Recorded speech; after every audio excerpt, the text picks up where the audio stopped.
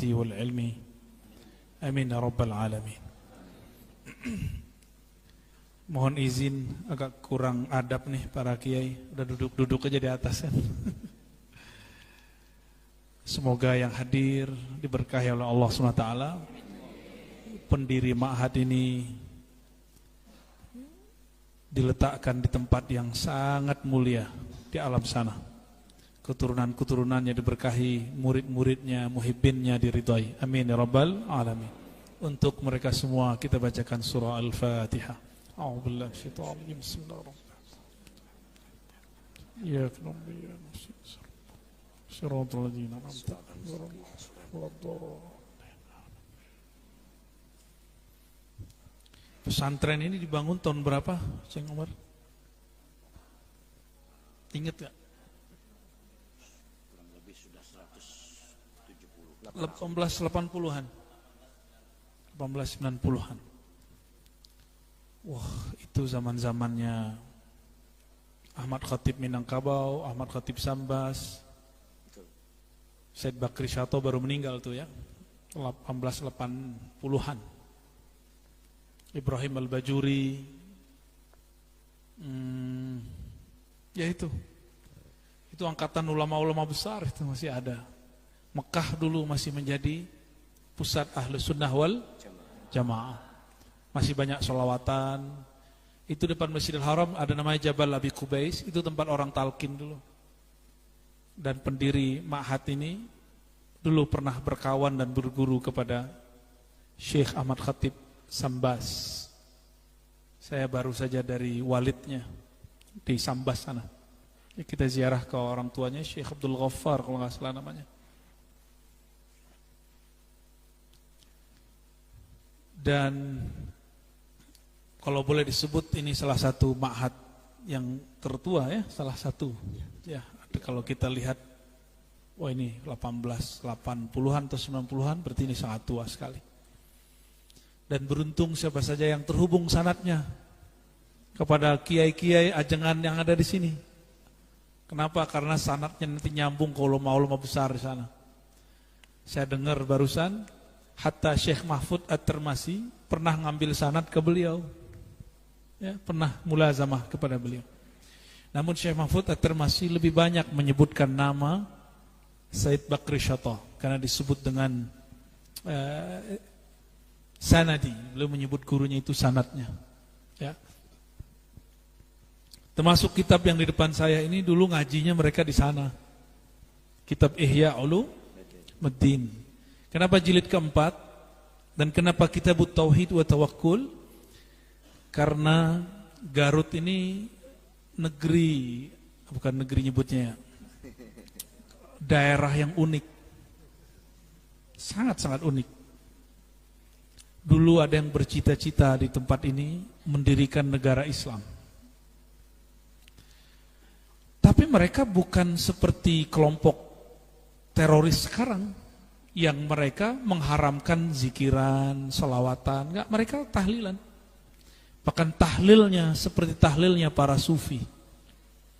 La ilaha illallah, la fa'ilaha illallah, la mawjuda illallah. Begitu zikirnya. Dari mana zikir ini diambil? Itu dari bab ini. Artinya dulu, kalau kita sebut namanya siapa? Kartosuwiryo ya. Itu ngaji kitab Ihya dulu. Jadi kalaupun dulu yang bercita-cita menciptakan negara Islam di negeri ini, itu mereka mungkin berbeda jalan dengan Soekarno, Hatta, ayahandanya Gus Dur, Kiai Abdul Wahid Hashim. Nama Hashim saya kan diambil dari njitnya Gus Dur, tafaulan, ngambil berkah ya. Dan alhamdulillah saya baru saja ziarah ke sana dengan ayahanda saya, ke Hadratus Syekh Hashim Asy'ari. Berarti mereka dulu sama-sama ngaji kitab Ihya, cuma berbeda jalan dalam politik. Sama-sama aswaja dalam akidah, mazhab fikih, tasawuf, tapi berbeda jalan dalam bab harokah politik. Ini yang kemudian menjadi problem. Ya. Nah, ini yang harus disempurnakan kembali, bahwa zikirnya sudah benar. La ilaha illallah. Kalau la maujuda illallah enggak boleh kalau enggak sampai makomnya. Nah, nanti kita sampai di bab ini. Walaupun tidak mungkin baca satu persatu, tapi nanti kita akan ambil kalam-kalam yang penting di bab ini. Ya. Dan dulu beliau ini, Aceng Omar Fahmi, sudah pernah ngaji kitab ini dengan kami. Dengerin orang bodoh ngaji dia mau aja kan. Waktu dulu di rumah ya. Di rumah, sekarang di perpus, di mana aja kita bisa ngaji, kita ngaji. Salah satu yang kitab kaji adalah kitab Ihya Ulumuddin. Dulu ada Faiz ya, dari Madura ya. Faiz siapa lagi dulu? Aceng juga. Mufti ya, Mufti saya baru dari sana kemarin. Tasik ya. Tasik. Huda ya, Khairul Huda. Jadi itu orang-orang yang sekarang dahsyat-dahsyat mereka. Ya, salah satunya yang dahsyat ini baca kitabnya ya. Baik. Walaupun tadi sudah baca Fatihah, mari kita baca Fatihah lagi untuk pengarang kitab ini, Imam Abu Hamid Al-Ghazali, dan sanad kita yang bersambung kepada beliau. Limu'allif hadzal kitab Al-Imam Al-Arif Billah Hujjatul Islam Abi Hamid Al-Ghazali qaddasallahu sirruhu wa bi asanidina al-mutassil ilaih. Al-Fatihah.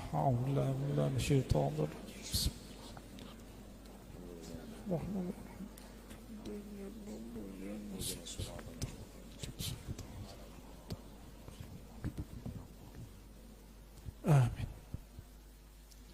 Ya.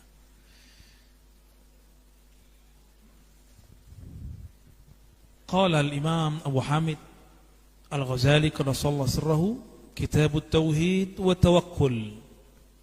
Kitab tauhid dan tawakal. Apa arti kata tauhid?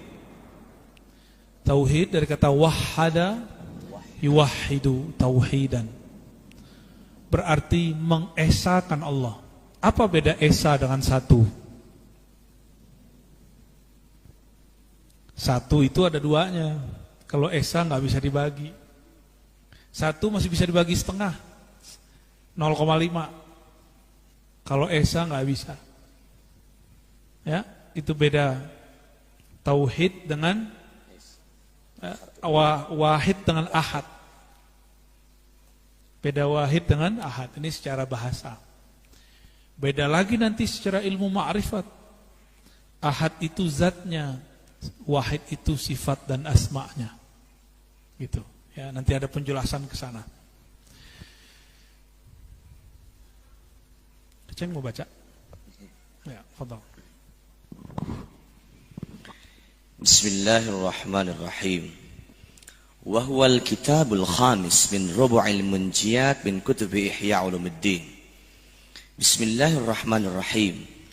Alhamdulillahi mudabbiril mulki wal malakut, al-munfarid bil 'izzati wal jabarut, ar-rafi'i lis-sama'i bighairi 'imad, al-muqaddir fiha arzaqal 'ibad, alladhi sarrafa a'yuna dhabil qulub wal albab an mulahazatil wasa'id wal asbab ila musabbibil asbab. Ya, yakfi. Alhamdulillah, puji syukur kepada Allah. Kenapa? Ialah yang disebut mudabbir. Apa arti mudabbir? Yang mengatur, yang mengurusi. Dua alam besar yang disebutkan di sini, alamul malak. Jadi yang pas bacanya malak ya. Alamul malaki wal malakut. Malak berarti alam nyata. Bisa lihat saya? Bisa dengar suara? Oke. Coba sentuh teman sampingnya. Antum di alam ini gak coba sentuh? Ada? Maka alamul malak itu alam yang bisa diindrai dengan 5 panca indera. Panca kan 5 ya? Ya, bisa dilihat, bisa didengar, bisa dirasakan, disentuh, dicium baunya. Disebut dengan alamul malak. Yang kedua, wal malakut, dan alam malakut. Malakut ini alam para malaikat. disebut kerajaan malaikat-malaikat ahli zikir. Jadi Sayyidina Nabi SAW, jika ruhnya naik ke alam malakut, kalau turun maka belum mengajarkan zikir. Muncullah subhanallah bihamdi, subhanallahil azim, subhanallah zil izzati wal jabarut, subhanallah zil izzati wal kibriya. Nah, itu semua zikir-zikir malaikat yang kita baca. Bedanya apa? Satu malaikat, satu zikir. Kalau kita, satu orang bisa baca zikir. Benar. Jadi ketika Nabi naik ke alam sana, Nabi melihat di langit ini ada zikir subhanallah, ini alhamdulillah, terus sampai ke atas. Itulah yang disebut subhanallah walhamdulillah tamla'u atau tamla'ani ma bainas samai wal ard. Subhanallah dan alhamdulillah itu memenuhi antara langit dan bumi. Maksudnya kalau ada orang zikir subhanallah manusia, itu langsung dikerubungi oleh malaikat. Jika zikirnya sendiri, maka malaikat yang datang cuma malaikat-malaikat munfarid. Jika zikirnya jama'i, maka malaikat berjamaah datang dan mengatakan, halummu ila hajatikum, wahai sahabatku para malaikat. Ini malaikat ngomong sesama mereka, hajat kalian ada di sini. Maka ta'amul malaikah at-tasbih wat-takbir wat-tahmid wat-tahlil. Jadi makanannya malaikat bukan makanan fisik. Makanannya adalah zikir yang dibaca. Maka di mana ada orang berzikir, itu malaikat ikut menyantapnya. Tapi yang menyantap adalah ruh malaikat. Ruh malaikat itu enggak makan seperti kita, tapi dia senang girang. Karena malaikat bukan makhluk yang seperti kita yang makan minum secara fisik. Jadi ungkapan ta'amul malaikah bukan berarti malaikat makan, ini istilah aja. Seperti orang mengatakan makanan hati, makanan pikiran, bukan berarti makanan fisik. Ya, istilah-istilah ini sering dipelesetin oleh orang yang tidak paham. Sama seperti Imam Sya'rani mengistilahkan Abu Ruh, Bapak Ruh. Banyaklah kiai-kiai sekarang yang protes dengan istilah itu, padahal itu istilah di kitab-kitab lama. Ya, Bapak Ruh, Induk Ruh, itu biasa. Setiap kita ini kan punya nasab, benar gak? Nasab biologis, bin. Tapi kita mesti punya nasab ilmu. Itu yang disebut nasab ruh. Ada yang lebih alim dari Imam Ghazali di sini? Gak ada ya? Termasuk saya gak? Saya ini kuku Ghazali juga gak masuk. Imam Ghazali buang ingus, mungkin ingus itu saya. Betapa hinanya dibandingkan Imam Ghazali. Gak ada apa-apanya. Imam Ghazali masih punya mursyid. Dan ditulis namanya di kitab Ihya. Namanya Al-Imam Abu Ali Al-Farmadi. Di beberapa cetakan ditulis Abu Ali Al-Farmadi. Imam Abu Ali Al-Farmadi ini gurunya beliau itu namanya Imam Abul Qasim Al-Qushairi, penulis kitab Ar-Risalah Al-Qushairiyah. Gak puas ngaji ke Abul Qasim, beliau pindah kepada Abdul Khaliq Al-Karkani. Dari mereka lah Imam Ghazali mendapatkan sanad thariqah. Makanya Imam Ghazali itu zikirnya yang paling banyak dipakai dua. Zikir Allah, Allah dan la ilaha illallah. Zaman sekarang jadi tarekat Naqsyabandi, jadi Qadiriyah, jadi Khalwatiyah, jadi Syaziliyah, itu pecah-pecahan dari tarekat beliau semua. Ya. Maka Imam Abul Hasan Asy-Syazili mengatakan Al-Ihya, Ihya'un, kitab Ihya menghidupkan hati. Fa kullu Syaziliyun Ghazaliyun, fa kullu Naqsyabandiyun Ghazaliyun, fa kullu Qadiriyun Ghazaliyun. Fa kullun, ya, bisa dibaca kullun atau kullu qadiri. Setiap orang yang Naqsyabandi, Qadiri, Syazili, Ba'lawi, semua mereka mengatakan kami bermanhaj tasawuf Imam Ghazali. Dan hatta al-yaum sampai sekarang saya tidak pernah keluar dari manhaj itu. Ya, yang menuduh saya keluar dari manhaj itu berarti tidak baca kitab Ghazali, khususnya kitab ini. Bacalah sampai kitab Tauhid wa Tawakkul. Bacalah kitab Kimya'us Sa'adah. Banyak lagi kitab-kitab beliau. Ada Mishkatul Anwar, Masya Allah, itu kitab.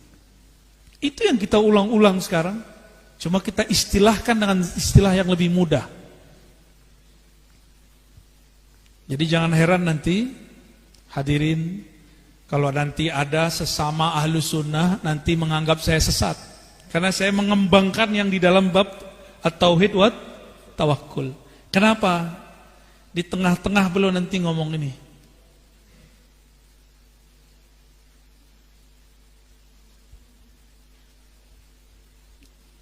Kalau di kitab ini 330 beda tuh ya. Beda kitabnya. Nanti saya tunjukin. Apa kata beliau? Kalau sudah sampai kepada makom baca la ilaha tertinggi, maka itu disebut puncak penyikapan batin. Saat itu la yajuzu antastura antusattara, boleh begitu? Ditulis fi kitab. Enggak boleh ditulis kitab, bukan berarti enggak boleh disampaikan. Ditulis di kitab ya enggak boleh. Tapi kalau ini kearifan beliau di zaman itu. Imam Ibnu Arabi berpandangan lain. Di zaman dia sudah beda. Boleh ditulis di kitab, maka ditulislah dalam kitab Al-Futuhat Al-Makkiyah. Dulu Imam Ghazali larang orang baca la maujuda illallah. Di Garut orang habis sholat zikirnya la maujuda illallah. Gawat itu. Berarti setiap masa ada ijtihad seorang alim, mungkin berbeda dengan zaman sebelumnya. Dalam tasawuf boleh, dalam fikih juga boleh kan? Dalam bab fikih apalagi, itu lebih banyak lagi perkembangannya. Itu sebabnya tarekat misalnya nih, tarekat Qadiriyah Naqsyabandiyah Ahmad Khatib Sambas. Namanya sama tapi metodenya akan sedikit berbeda dengan zaman sebelumnya. Karena disesuaikan dengan masa ini. Antara kaifiat yang ada di Abah Anom beda mungkin yang jalur di sini. Tapi zikirnya sama, la ilaha illallah Allah Allah. Terbeda lagi saya ketemu guru saya Mbah Ahmad Halwani di Magelang. Beda lagi metodenya. Ada lagi Mbah Yai Asrori. Tapi zikirnya sama, la ilaha illallah. Tapi muqaddimah masuknya beda-beda. Gitu. Baik. Lalu beliau mengatakan apa? Qad qala al-arifun ifsya'u sirri rububiyah kufrun. Membeberkan rahasia rububiyah kufur. Ini bukan kufur murtad, bukan. Bisa membuat orang yang dengernya kufur gitu maksudnya. Bukan yang ngomong yang kufur. Tapi orang lain bisa menjadi kufur kalau belum kuat ilmunya. Oke. Nah, kita mundur lagi ke awal ya. Ini cuma contoh aja. Jadi ada yang gak boleh ditulis di kitab, tapi disimpan di sini. Maka di bagian bawah kitab barusan, sudur, dadanya ahli ma'rifat, dadanya para ulama, itu kuburan-kuburan ma'rifat. Itu bahasa orang lama. Kalau saya ganti. Sudurul awliya maktabatul ma'arifi wal asrar. Kalau dulu disebut dadanya orang-orang arifin billah, wali-wali Allah itu kuburan. Kalau kubur dikubur dong. Tapi zaman sudah berubah.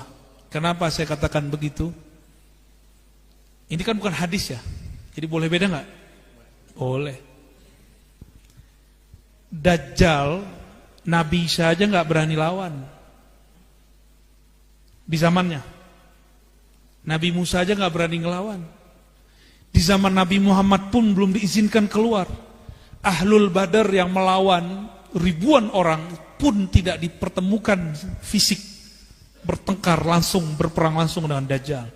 Tapi Nabi mengatakan itu untuk akhir zaman. Dajjal ini mainannya apa? Mainannya mutar balik ma'rifat.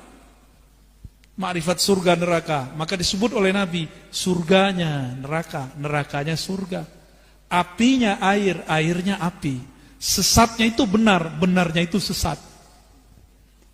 Lurusnya itu bengkok, bengkoknya itu lurus. Itu dia. Itu si Dajjal. Gimana cara memahami itu? Bukan dengan latihan fisik. Kan sekarang orang untuk menghadapi Dajjal latihan fisik. Saya suka main panahan, itu olahraga saya itu. Main kuda, seneng kita ya. Boleh kita adu pacu ntar. Kalau masih ingat caranya ya. Di tempat beliau nih ya. Dulu masih bisa lah beberapa ya. Bukan itu. Kalau latihan begitu, kalah kita sama apa? Kalah kita, kalau fisik kita kalah sama siapa? Sama binaraga, sama boxer ya, sama pesilat, kalah kita. Kalah pasti. Yang membuat kita beda dengan tentara Dajjal apa? Ma'rifatullah. Mengenal Allah Subhanahu wa ta'ala. Gak ada lagi. Karena Nabi mengatakan, kamu kalau ketemu Dajjal merasa masih beriman tapi imanmu sudah berubah. Nabi ngomong itu. Nah, gimana cara biar selamat itu? Ada orang yang sudah dibelah badannya jadi dua, ketika dihidupkan lagi apa kata dia? Sebenarnya saya tambah yakin Rasulullah itu sungguh benar bahwa engkaulah Dajjal yang dimaksud. Habis dibelah badannya, digergaji. Zzz. Jadi Dajjal itu dapat asma, menghidupkan yang mati, mengendalikan hujan. Dapat asma dia. Walaupun yang dia hidupkan itu bukan manusia, tapi itu jin atau apalah, kita nggak tahu, nggak ngerti kita. Sakti. Nanti antum kira Dajjal itu Mahdi. Orang-orang nanti akan mendaulat Dajjal itu Al-Imam Al-Mahdi, Al-Muntazor, yang ditunggu-tunggu. Karena dia bisa ngomong makrifat juga. Gawat itu. Lama-lama dia bilang, Anallah, aku Allah. Lama-lama begitu dia ngomongnya. Bahaya bener. Maka Imam Ghazali berpesan di kitab ini, harus baca kitab Al-Iqtisad fil I'tiqad. Kalau enggak bisa, baca Muqaddimah Ihya tentang akidah. Cukup. Mesti kuat akidahnya. Ya. Enggak ada yang ngantuk nih. Tumben. Ada di satu doang. Al-munfarid bil izzati wal jabarut ar-rafi lis sama' bi ghairi imad. Al-muqaddir fiha arzaqal ibad. Lihat langit. Langit ada tiangnya enggak? Kok enggak runtuh? Siapa yang mengangkatnya? Allah. Di sana Allah sudah tulis rezeki kita. Imam Ghazali dalam Syarah Asmaul Husna, judulnya Al-Maqsad Al-Asna fi Syarhil Asma'il Husna. Kata beliau, Ar-Razzaq, Allah yang maha berizki. Maknanya dua, rezeki zahir, materi, atau batin, immateri. Rezeki zahir, minum, makan, menikah, mobil, rumah, sehat. Sehat gak nih? Sehat ya? Alhamdulillah. Walaupun hujan-hujan begini. Ini biasanya hujan. Kadang-kadang. Deres banget malam ini ya. Nungguin Pak Kasat ya. Saya kaget, buat tasbih dia. Bukan buat bedil. Bawa tasbih di kemana-mana. Semoga beliau ikhlas ya, amin. Ya, biasanya udah punya mursyid tuh begitu tuh biasanya. Tapi belum bercerita sama saya ya.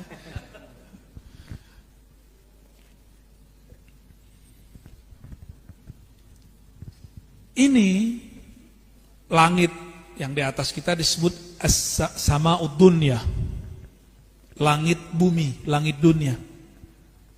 Hati-hati, di situ ada kerajaan syaitan.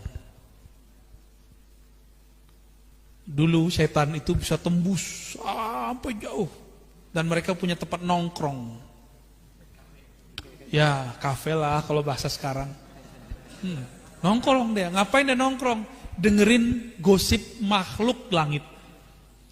Kok dia bisa tahu?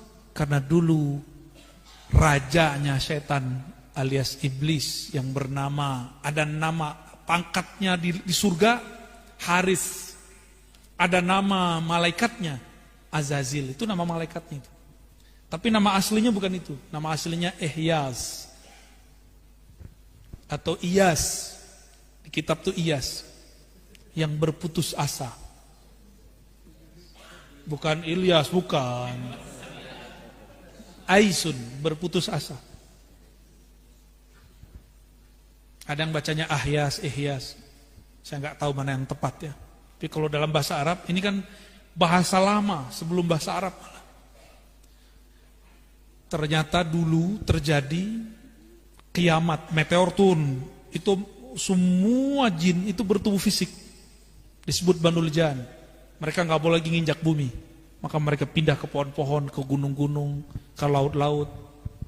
Maka di laut selatan ada, bukan ada yang ngomong. Kalau ke gunung ada lagi, kalau ke pohon ada lagi. Itu bukan khurafat, itu asli. Cuma dalam bahasa lokal disebut dengan nama yang berbeda-beda. Tapi ingat, mereka sudah tidak punya hak menjadi khalifah di muka bumi.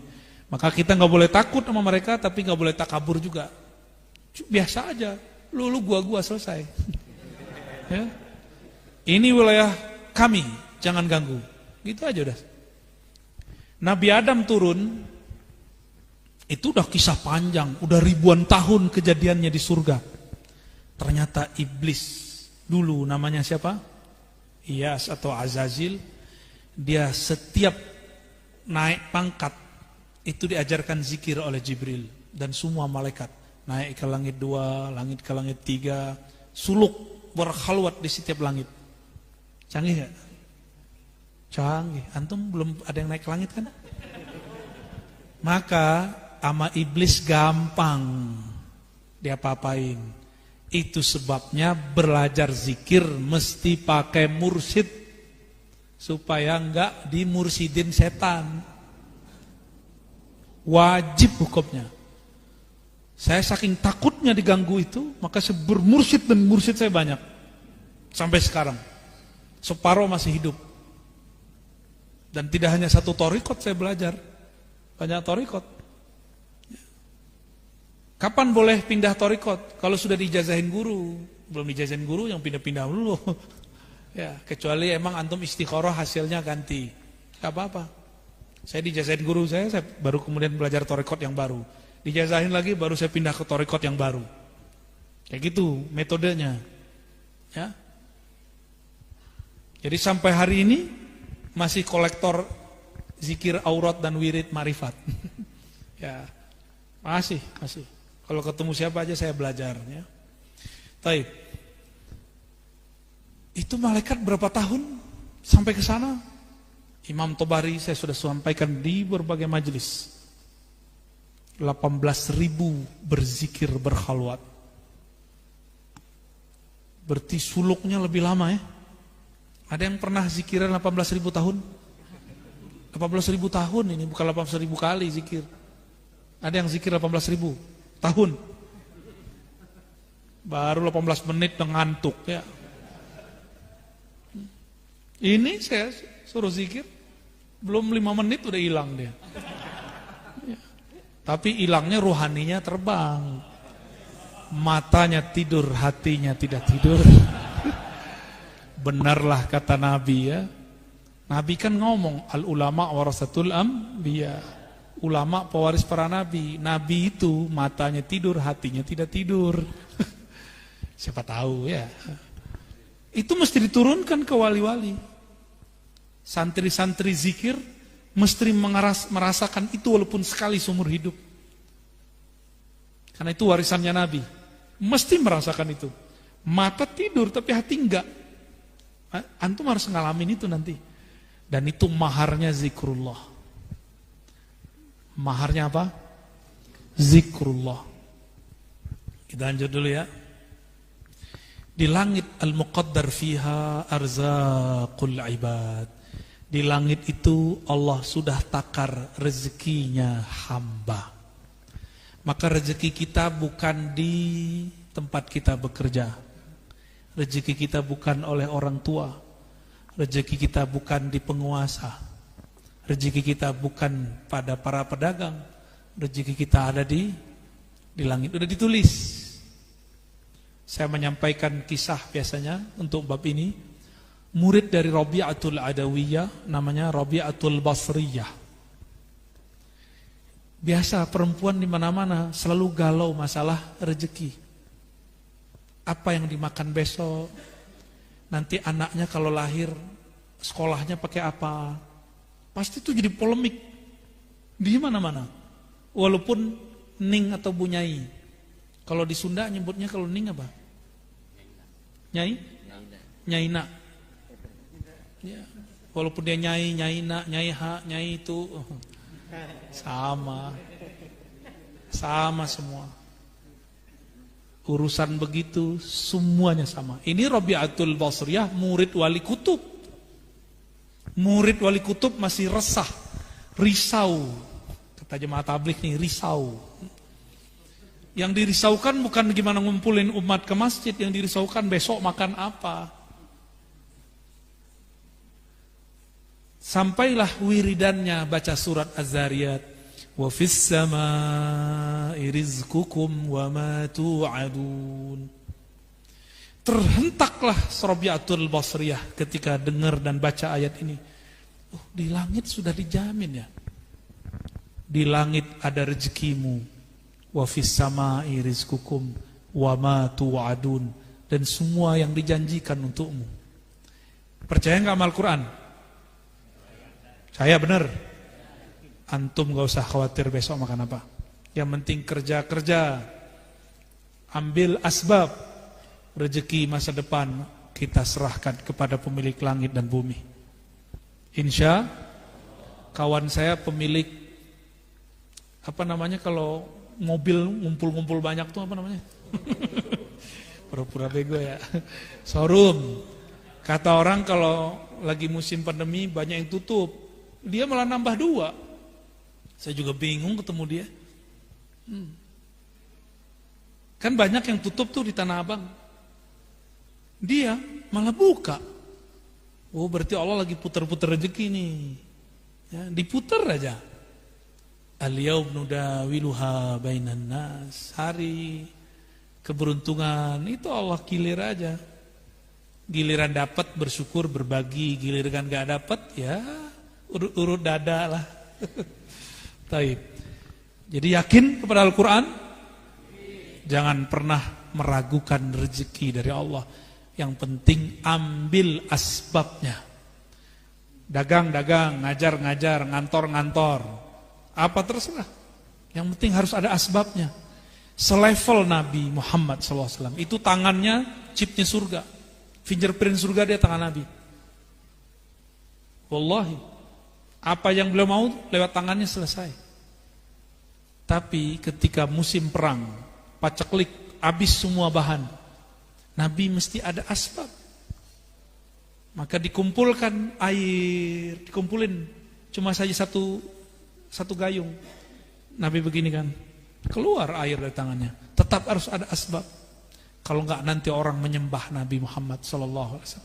Sayyidina Isa ketika ingin menyembuhkan orang enggak pakai asbab, enggak pakai obat, enggak pakai syariat kata orang Sunda. Syariat ini bukan syariat bahasa Arab. Ya, syariatnya berobat apa? Nah, itu dia. Paham maksudnya ya? Nah, syariat itu asbab yang dimaksud di kitab ini. Itu mesti diambil. Kalau nggak nanti orang akan jumawa. Gua mah nggak perlu kerja, rezeki datang sendiri. Tuh, sombong deh nanti. Padahal pengen tawakal. Ya, yang ada namanya takasul, bukan tawakul. Males, bilang aja males, ya nggak usah bilang tawakal. Baik, alladzi sarrafa ayuna dzawil qulubi wal albab, yang memindah-mindahkan, yang merubah-rubah pandangan mata orang-orang yang memiliki kolbu wal albab, dan intinya kolbu. Jadi kolbu itu masih ada intinya lagi, namanya fuad. Di dalam fuad ada lagi lub, dalam lub ada namanya sir. Itu Allah yang mindahin. Allah yang mindahin, bukan guru, bukan mursyid. Tapi lewat mursyid. Mesti ada, kalau enggak iblis itu yang bekerja. Ya. Dari mana kolbunya supaya berpindah dari memandang makhluk, memandang asbab kepada pencipta asbab. An mulahazatil wasaiti wal asbab ila musabbibil asbab. Dari memandang nasi yang mengenyangkan. Nah, ini kalau masih mandang nasi yang mengenyangkan, berarti akidahnya belum sahih secara Ahlussunnah, tasawufnya belum tasawuf Imam Ghazali. Benar kan nih, ikut Imam Ghazali? Oke. Air yang menyegarkan atau Allah yang menyegarkan? Tapi mesti minum kan? Minum dulu ya. Bismillahirrahmanirrahim.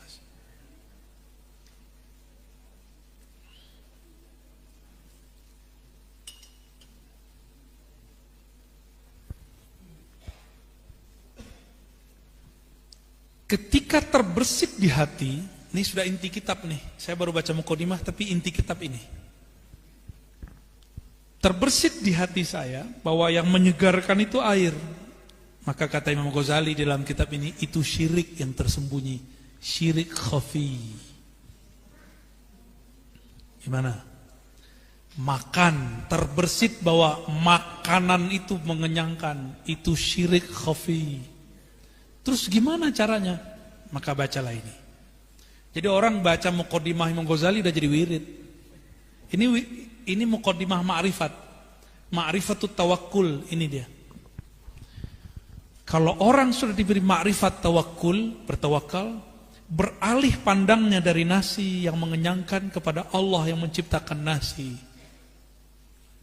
Akidah Ahlussunnah ada satu kelompok lagi namanya Mu'tazilah, jangan salah paham. Kelompok Mu'tazilah bilang Allah menitipkan rasa kenyang di nasi secara tabiat, secara hukum alam. Maka setiap orang makan nasi mesti kenyang. Karena tabiatnya nasi mengenyangkan. Hati-hati, itu bukan Ahlus Sunnah. Hati ya. Disebut dengan hukum tabi'i. Apa namanya? Hukum tabi'i inilah yang dianut oleh para filosof, oleh orang-orang fisika. Ini dulu yang dianut Ibnu Sina dan Al-Farabi, Aristoteles. Ini yang dikritik oleh Imam Ghazali. Maka Imam Ghazali membersihkan akidah Ahlussunnah dari pandangan-pandangan filsafat yang menyimpang. Jadi filsafat ada yang menyimpang, ada yang benar. Jadi gimana? Obat, apa ada kesembuhan di obat? Banyak orang berobat gak sembuh. Allah tidak menitipkan kekuatan kesembuhan pada obat. Ini akidah Ahlussunnah. Tidak menitipkan secara tabiat, kenyang dalam nasi, segar dalam air. Kalau nggak percaya, lihat orang mau sakaratul maut, minumnya banyak nggak berhenti, tapi dia nggak segar-segar. Pernah lihat?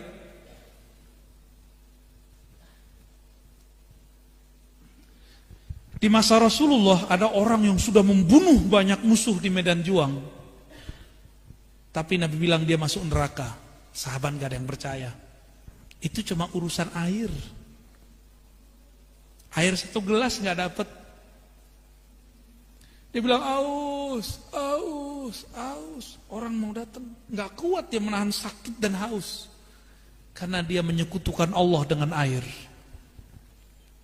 saking gak kuatnya, maka diambil, itu bukan bedil, belum ada bedil saat itu. Namanya apa tuh? Pisau belati. Langsung dia tusukkan ke dalam jantungnya. Gak sanggup menahan luka, tidak sanggup menahan haus, karena dia menyekutukan Allah di dalam dirinya dengan air. Nanti ada masa hujan gak turun-turun, paceklik di mana-mana, sawah-sawah tidak bisa menumbuhkan padi lagi.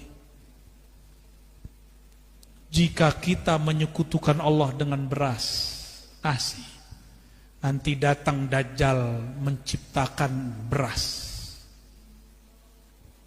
Dia bawa makanan, nanti kita berubah iman. Mau? Maka mulai sekarang saya menghimbau, makan-makan aja. Makanya sekarang, ini bukan sok-sokan, bukan, tapi tahadus bin ni'mah. Saya sudah jarang makan nasi. Lauknya masih. Mengurangi aja, mengurangin. Mulai hambar, makan itu mulai hambar. Kalau bukanlah karena badan ini butuh makan, saya nggak makan, kira-kira begitu. Udah mulai begitu rasa hambar mau makan. Tapi kadang-kadang balik lagi ke ahwal manusiawinya, makan lagi.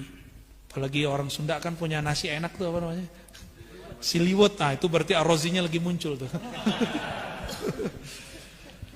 Alhamdulillah kemarin ya. Alhamdulillah. Seandainya nggak ada air, nggak ada nasi, terus ada orang bawa itu, berubah nggak keyakinan kita? Maka nanti ada masa kita kenyang tanpa makan, karena sudah mengenal siapa yang mengenyangkan. Kita akan segar tanpa minum, karena sudah mengenal siapa yang menyegarkan. Siapa itu? Allah. Itu makna kalam. Jadi Imam Ghazali buat muqaddimah, itu isinya kitab. Maka nanti mungkin malam ini cuma muqaddimah aja kita baca, sama loncat satu bab, satu fasal ya.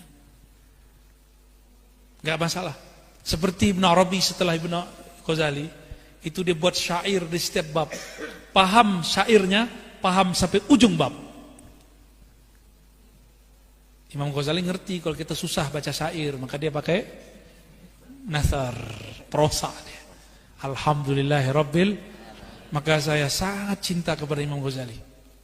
Sangat-sangat cinta kepada Imam Ghazali. Dan saya sangat cinta kepada orang-orang yang mengajarkan kitab Ghazali walaupun dia anak muda. Sangat-sangat takzim kepada orang yang khidmat kepada ajaran Imam Ghazali. Dan sangat sedih jika ada yang bilang Ghazali khurafat, Ghazali sesat, Ghazali nggak ngerti hadis. Ya salam. Yang ngomong begitu Sahih Bukhari belum khatam. Imam Bukhari khatam Sahih Bukhari dan wafat kitab Bukhari di dadanya. Banyak hadis palsu. Bukan hadis palsu, ente yang nggak ketemu hadisnya. Saya ketemu hadisnya. Ini ahli hadis. Ini santri hadis saya. 4 tahun dia ngaji hadis sama saya. Bahkan lebih. Kan ngabdi beberapa tahun. Khatam hadis. Kalau mau nanya hadis, tanya dia aja. Hitungan menit bisa dikeluarin. Lengkap dengan kualitasnya apa. Insya Allah, tanya aja deh. Baru tahu ya. Gak usah jauh-jauh ke Syekh Albani, Syekh Omar Fahmi aja.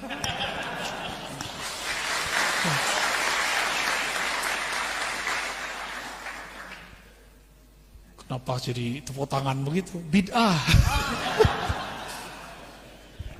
Allahumma salli ala Muhammad.